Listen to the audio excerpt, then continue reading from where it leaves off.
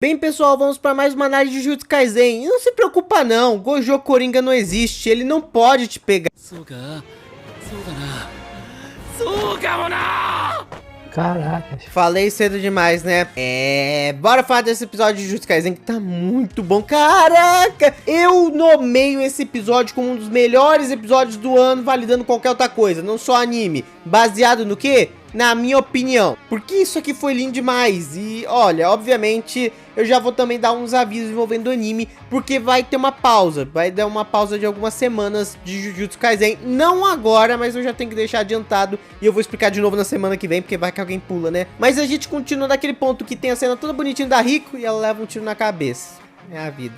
Eu ainda tô mal com isso, olha que eu já tinha lido o mangá. E aí o Geto decide atacar o Toji com tudo, mas ele nota que o Toji não é nada como ele já havia visto antes. O Toji vai explicando as suas técnicas, que não são exatamente técnicas, e sim habilidades mesmo. E principalmente como ele fez pra atravessar a barreira, que eles ficaram tanto tempo, com caralhos ele passou pela barreira, como é que ele tinha tantas armas, né? E esse ponto, ele tem uma maldição, e essa maldição, e se acompanha, é obediente a ele. Ele engole ela e fica lá dentro. É nojento, mas aí depois disso ele cospe de novo, como se fosse um aviãozinho de droga, e lá dentro dessa maldição tem as armas dele. Ela tem essa habilidade de guardar qualquer coisa dentro dela com uma dimensão compacta lá dentro. E ele é praticamente invisível, porque ele não tem energia amaldiçoada nenhuma. E vamos lembrar, gente, humanos em Jujutsu Kaisen têm energia amaldiçoada. Até as pessoas normais, elas têm. E temos os feiticeiros normais que a gente já conhece. Aqui nesse caso, o Toji não é nenhum deles. Ele tem a restrição celestial,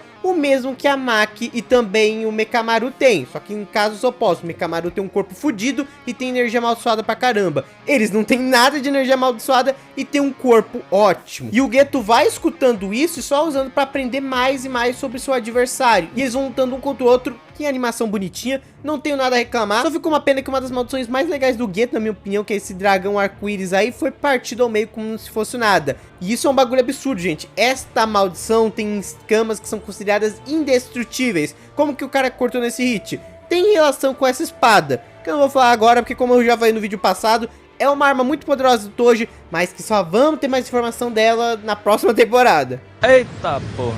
Eles ficam até despencando de uma altura enorme, e aí ele aproveita para usar uma maldição que tem um domínio, uma expansão de domínio um pouquinho simplificada, mas tem. Mas o Toji já aprende rapidamente como anular ela, inclusive usando a mesma espada, no momento certo, quebrando as regras da expansão de domínio, e logo em seguida, ele nem poupa tempo, ele já acaba com o Getou. E ele poderia matar ele naquele momento, mas ele fala, eu não sei o que vai acontecer se eu te matar, será que libera todas as maldições de uma vez? Já que elas somem junto com você? Eu não sei exatamente como isso funciona, então prefiro te deixar vivo por enquanto. Ele só dá uma bica na cara dele, leva o corpo da Rico embora e vida que segue. Indo pro templo do culto da estrela, ele mostra o corpo da Rico, e é uma cena que tanto no mangá quanto no anime me deixa muito desconfortável, que ele pega o corpo dela, usa aquela maldição pra cuspir esse corpo, e é como se não fosse nada. Só um presentinho pra ele ganhar o pagamento dele. E ela é exatamente isso pra ele, mas pra nós é um pouquinho, que agonia. E é explicado um pouco mais sobre o culto da estrela, que bem, nesse caso ele até fala que, você é o fundador, e ele fala, fundador é o próprio Tengen. Na verdade esse culto foi formado pelo próprio Tengen há 1000 anos atrás, na época que o budismo estava se espalhando ainda pelo Japão. E por isso que existe essa divisão de culto. Ele é considerado um culto normal até no Japão, no mundo Jujutsu. Um culto monoteísta que, quer salvar o grande Tengen, etc. Que ele vai ficar muito foda. Você sabe, a gente falou isso lá no primeiro vídeo review. Volta na playlist. Mas a questão é que, por que deu todo esse trabalho? Inclusive, se você mata ela, o Tengen tem chance de evoluir. E lembra que ele pode evoluir pra uma coisa muito ruim que pode querer destruir todo mundo? E ele fala que, bem, se vamos todos morrer, melhor morrer pelo nosso salvador, né? Então ele vai embora, simplesmente assim. Todo esse motivo é para manter os fiéis deles. Se eles ficassem aí sem fazer nada nesse período de 500 anos, como a gente sabe, existem mais outras 2 receptáculos de plasma que foram utilizadas. E no próximo episódio conheceremos mais uma para se fundir com o Tengen. E o Toji só, esse cara é biruta. Mano, é um arrombado. O Toji é um desgraçado. Mas eu não consigo odiar ele, mano. Ele é muito foda. Ele é muito engraçado. Ele é carismático. É tipo Frieza. É um corno. Mas você gosta desse desgraçado. Sai da frente! Escreveu no leão falso meu! Também deve dar umas informações a mais sobre a Kuroi. Que ele... Bem, não mataram ela, mas vão se livrar dela daqui a pouco. Eles tinham que retirar ela o mais rápido possível do local. E o Toji não tava nem aí, ele só deixou lá tipo, ah, se quiser mata, não mata, faz o que quiser. E enquanto ele tava voltando pensando que já recebi meu Pix, vou usufruir de todo o meu dinheiro, tá lá o Gojo Coringa. Ele finalmente usou a técnica reversa. Lembra, energia positiva e energia negativa. Energia amaldiçoada é naturalmente negativa e ajuda a fortificar o corpo, mas não regenera. Se você fizer uma polaridade oposta, na verdade é uma explicação muito mais longa, mas resumidamente, fez o oposto, né, reversa, ela acaba curando. É praticamente isso, porque senão dá pra fazer um vídeo inteiro só sobre essa merda. Ele fala que nunca entendeu exatamente como achou que fazia as coisas,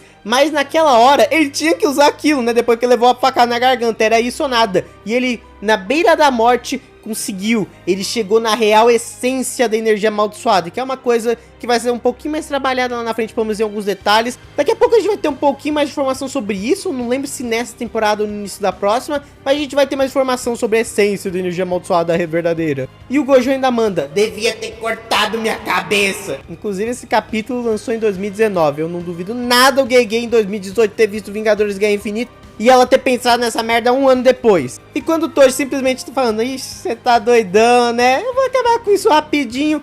O Gojo só vira numa velocidade absurda e usa o vermelho. Finalmente, agora entendendo mais sobre a técnica de reversão, ele consegue usar o vermelho plenamente. E o Toji não se machuca gravemente, mas ele fica, caraca, o moleque tá chapado, todo loucão das ideias. E ele tem uma técnica que neutraliza tudo, uma técnica que converge tudo para o mesmo ponto e outra técnica que diverge tudo. Olha, isso vai ser um probleminha, mas dá pra vencer. Então ele começa a amarrar aquela mesma adaga que eu falei que é a lança invertida celestial dos caralho A4, esse nome é enorme, na ponta da corrente dele e ele começa a usar pra se proteger. No próximo golpe que ele usar, ele vai acertar em cheio a cabeça do Gojo e dessa vez vai ser hit KO. E enquanto tava lá em cima o Gojo chapado das ideias, ele fala que não estava triste nem bravo nesse momento. Ele até pede desculpa pra Rico, ele queria estar triste nesse momento, mas depois que ele chegou nesse nível de essência, ele atingiu a iluminação finalmente. Tanto que naquele momento, todas as poses, todo esse episódio, referência a diversos momentos do budismo, o Gojo fala que entre o céu e a terra, a única glória é a minha. E ele entra numa posição de combate. Eu entendi a referência. E o Toji ataca com tudo, mas né, meus amigos, sempre tem um porém. Gojo fala que uma técnica herdada é uma coisa boa porque você já tem um manual de instruções. O problema é que todo mundo sabe como lidar com ela, afinal todo mundo já viu, é herdada. Mas e se ele tentar algo diferente? O que acontece se você combinar azul com vermelho? Roxo. Kyoshiki Murasaki.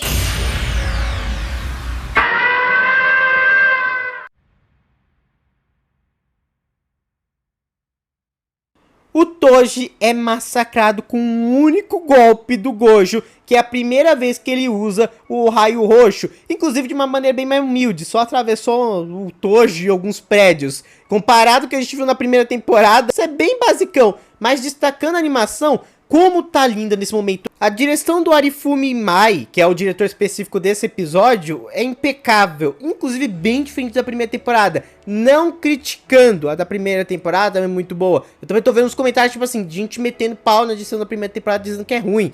Não é ruim, gente, são só abordagens diferentes, caralho. São só abordagens diferentes. Inclusive, qual você gostou mais, desse raio roxo atual ou o raio roxo da primeira temporada? O Toji naquela hora simplesmente aceita, eu vou morrer, e aí ele não tem muita coisa pra falar, ele só vai morrer mesmo. Até que ele pensa no Megumi. Esse episódio todo foi ele se lembrando durante vários momentos sobre Megumi. Tipo, ah, eu tenho um garoto, e ele se chama Megumi, né? Puxa, nem lembrava mais do nome dele. E aí naquele momento ele fala, meu menino vai ser vendido daqui 2 ou 3 anos pro clã Zenin.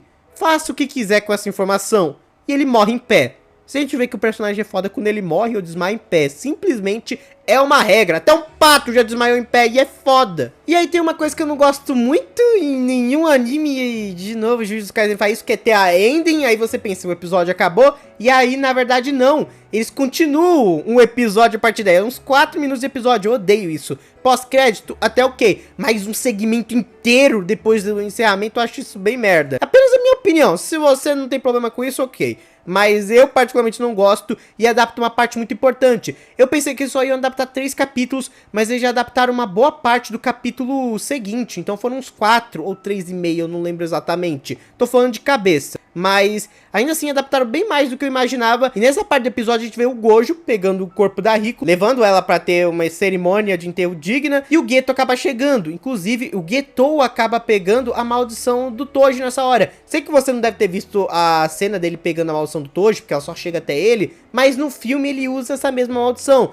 Então já dá a entender que nessa hora, quando ele chega nela, ele também captura ela como seu novo Pokémon.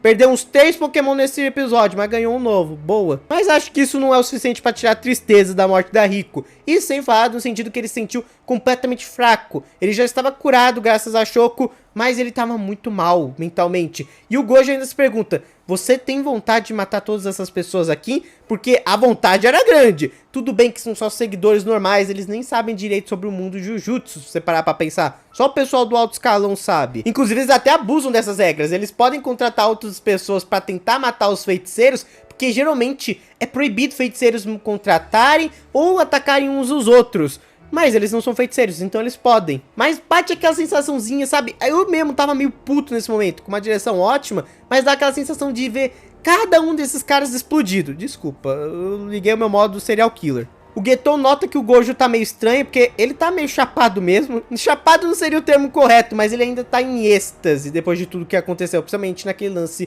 da energia amaldiçoada. Mas o Getou deixa essa pra depois e fala pro Gojo até aí. Só que naquele momento, ouvindo aquelas pessoas batendo palmas, aquilo ressoou na cabeça do Getou. Esse sentimento que ele tá tendo para essa galera humana é algo novo e que ele não sabe explicar exatamente. Como sabemos, Getou vai se tornar um vilão, mas só no próximo episódio, com a introdução de uma nova personagem, que não é tão nova assim, ela até apareceu na primeira temporada, a gente vai ter finalmente a conclusão desse arco do Getou, para ele finalmente tomar sua grande decisão, porque como vocês viram, isso aqui abalou demais a cabeça dele nesse momento.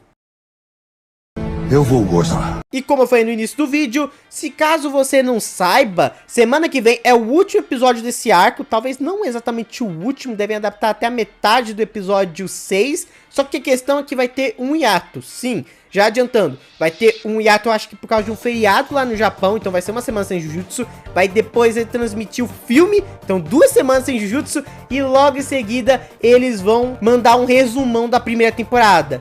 3 semanas sem Jujutsu Kaisen. Mas o lado bom de tudo isso, depois dessas 3 semanas tristes sem Jujutsu Kaisen, teremos finalmente o arco de Shibuya. Então aguardem. Muito obrigado a todos os membros do canal, vocês estão ajudando demais. Se puder, se torne membro, que vai me ajudar muito, muito mesmo. E bem, comentem aí. Eu me despeço de vocês, falou e fui!